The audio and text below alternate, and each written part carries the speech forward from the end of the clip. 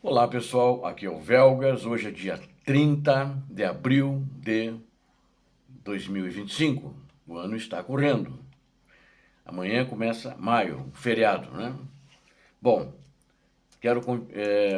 vamos discutir hoje o fracasso russo em Belgorod. Os seus ataques ainda não conseguiram ser convertidos em vitórias. E outro assunto também, a Ucrânia faz ataques bem-sucedidos em Pokrovsk e em Toretsk. Aliás, ela já vem fazendo isso nessa mesma região já desde o final do ano passado, então, ou seja, aproximadamente 5 meses. Os russos, às vezes, ainda conquistam algumas pequenas localidades, algumas aldeias, mas nada significativo. Bom, quero convidá-los, inscrevam-se no canal, deem um like, compartilhem com as suas redes sociais, façam seus comentários. Conto com você inscrito no canal, porque aqui você vê a verdade. Obrigado. Para conduzir os ataques, as unidades de infantaria da Rússia, eles se movem o relevo em terreno dobrado, ou seja, morros e elevações, e tem algumas matas maiores, né? E também matas fileiras que não são densas, né? Pequenas florestas. E tem também florestas maiores. Então, os russos estão tentando voltar a tomar toda a região de Dimidilka, inclusive essas duas cidades, vilas, né? E eles tentam justamente, aproveitando as condições do relevo do terreno, para se esconderem, que os ucranianos não consigam identificá-los, a posição deles, e ela tenta então utilizar essas vias estreitas entre as árvores, ou entre mesmo dentro da floresta, né? E também é uma região que tem um elevado número de ravinas e vales fluviais, que isso é espalhado a toda a área, uma topografia bem diferente da maioria ali naquela parte da Rússia e da Ucrânia, que são planícies, estepes, né, mais conhecidas como estepes.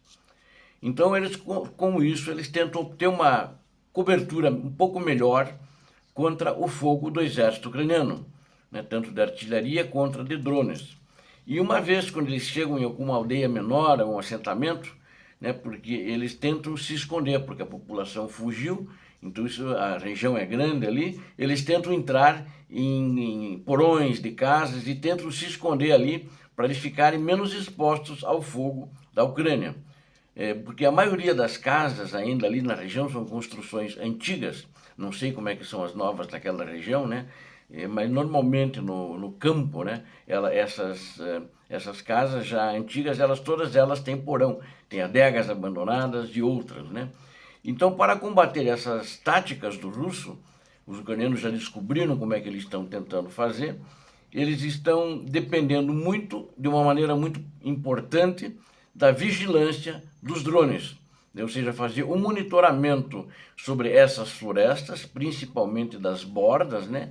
E à medida do possível, o drone de reconhecimento ele pode voar um pouco mais alto, e para ele poder ter uma visão maior da região, embora que eles não voam muito alto, até por precaução de radares, que tem alguns que podem ser detectados por radares, mas tem aqueles drones que são feitos de madeira ou de papelão, eles não usam, nunca são identificados por radares. Por causa disso, muitos deles conseguem voar a altitudes maiores, sem serem notados por nenhum equipamento radar que consegue detectar a presença deles. E também, além disso, os ucranianos, os pelotões dos ucranianos, eles são bem equipados, estão posicionados dentro e ao redor de muitas dessas aldeias, né? Essas aldeias já estão abandonadas, os russos saíram, né? E aí eles conseguem responder ao fogo das tropas da Rússia que estão tentando fazer essa incursão contra aquelas duas cidades maiores que eu citei no início o nome delas.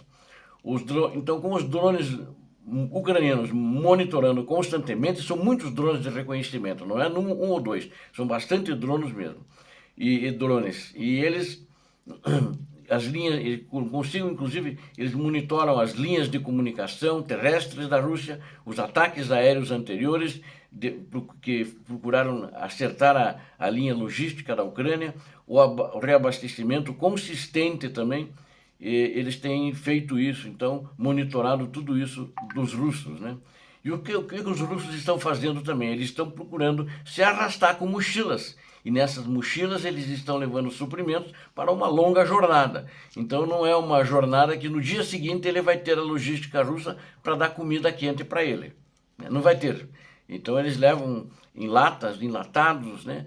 Justamente para poder aguentar talvez uma semana sem ter contato com a base principal. E não usam muito rádio justamente para não serem identificados pelos ucranianos e nem celular naquelas áreas. E aí os operadores de drones, assim que os de reconhecimento têm achado e com muito sucesso, eles atacam nas posições que eles estiverem, sendo nos porões, nos prédios, né? E onde as tropas poderiam estar abrigadas ou mesmo nas zonas de mata, ou seja, as florestas, né? Então eles estão rompendo quaisquer barreiras de proteção. E eles, em alguns lugares que eles sabem, que eles já sentem que vem, né? Ou melhor, vem que os russos estão se dirigindo para aquelas posições, eles estão atacando, não deixando condições boas para a Rússia. E face a essa questão da logística da Rússia, que está muito ruim na região, o baixo moral, né, da Rússia está a olhos vistos, né? E eles, inclusive, têm problema de logística, eles estão abusando de drogas, eles estão abusando de álcool. No ano passado, até a Rússia fornecia drogas para essas pessoas que iam, esses militares russos que iam avançando nessas linhas de moedores de carne. Hoje não sei, mas o pessoal está se queixando, acho que o pessoal viciou muito em droga, os sobreviventes. Então, e a Rússia tem a incapacidade de apoiar os ataques de uso de... E aí ela só sabe fazer táticas suicidas, que tem resultado em pesadas perdas para drones ucranianos. Eu tenho certeza quase então que essa cocaína, por causa desses ataques suicidas, eles são fornecidos pelo exército da Rússia, sem dúvida nenhuma. E isso a natureza suicida desses ataques russos decorrente da incapacidade dos seus comandantes de coordenar um contra-ataque combinado. Pela falta de competência deles, foi a principal causa do fracasso em derrotar decisivamente a incursão ucraniana em Belgorod, ou seja, não conseguiram derrotar, né? Não tiveram, resultando em perdas tremendas e na incapacidade de realizar um ataque decisivo. Enquanto isso, as forças do exército da Ucrânia realizam contra-ataques bem-sucedidos em Pokrovsk e Toretsk. As forças russas estão tentando avançar, ainda sem sucesso, que é naquela região de Pokrovsk, para Konstantinivka. Estão pressionando os setores, na realidade todos os setores ali em Toretsk e Pokrovsk. E, no entanto, as forças de defesa da Ucrânia já vem fazendo já alguns meses, esse ano todo praticamente, estão conduzindo uma série de ataques bem-sucedidos. Talvez devesse dizer contra-ataques. Ali não sei mais nem contra-ataca quem ataca, porque acontece um em cima do outro e um atrás do outro. E os ucranianos efetivamente estão tomando a iniciativa ali em Donetsk é deles, em toda aquela província. E assim como em Belgorod, que vocês viram agora que eu relatei, os russos estão ali arrasados. E os ucranianos efetivamente tomaram essa iniciativa tática e estão impedindo os russos, esse exército criminoso que invadiu criminosamente a Ucrânia, de avançar mais, especialmente alcançando fronteiras administrativas com a região de Dnipropetrovsk, que nós vimos ontem, que eles estão tentando entrar nessa província e que estão criando uma ameaça, que fracassou uma ameaça de um cerco a Pokrovsk, também sem nenhum sucesso. Ou seja, a Ucrânia está levando vantagem, né? Não vou dar mais alguns detalhes que poderiam ser repetitivos das outras vezes que eu falei, mais ou menos esse contra-ataque está funcionando igual ao contra-ataque das vezes anteriores, e a Ucrânia está ganhando território, enquanto a Rússia está perdendo território. Vou dizer, a Ucrânia está ganhando território, mas de fato ela está retomando. É um território que já era dela, né? Quanto a Toretsk, que não fica longe da cidade de Pokrovsk, a situação ela não é uma situação fácil, né? Já foram expulsos da cidade, mas os russos tentam avançar naquela região. Estão atacando bastante, mobilizando reservas operacionais do 8º Exército de Armas Combinadas da Rússia, mas não tem tido sucesso. O único sucesso que os russos têm obtido, que perderam a maioria dos tanques de guerra deles, de blindados, e estão tendo sempre muitas baixas por causa de táticas incompetentes dos seus generais e do seu ditador maior. Obrigado a vocês que assistiram a esse vídeo. Quero convidá-los a inscreverem-se no canal, deem um like, compartilhem com suas redes sociais e façam seus comentários. Inscreva-se no canal, porque aqui você viu a verdade.